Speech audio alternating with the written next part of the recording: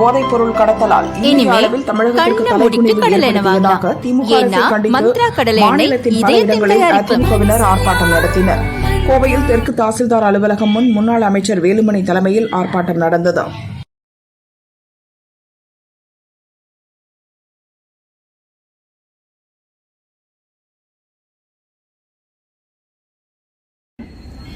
போதை, கஞ்சா, அதே போல கடுமையான போதைப் பொருட்கள், விலை அதிகமான போதைப் பொருட்கள்.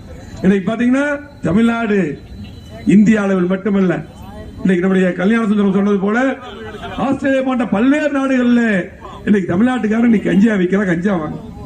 யாருன்னா திமுக சம்பந்தப்பட்ட பொறுப்பாளர் பாத்துங்க அப்படின்ட்டு ஜாபர் சாதிக் இன்னைக்கு உடனே பேர் கட்சி விட்டுக்கிறாங்க. ஆனால் அவருடைய மதிப்பு என்ன?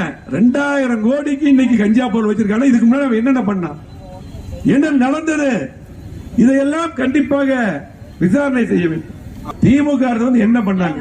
ஒண்ணு பண்ணாங்க. என்ன பண்ணாங்க?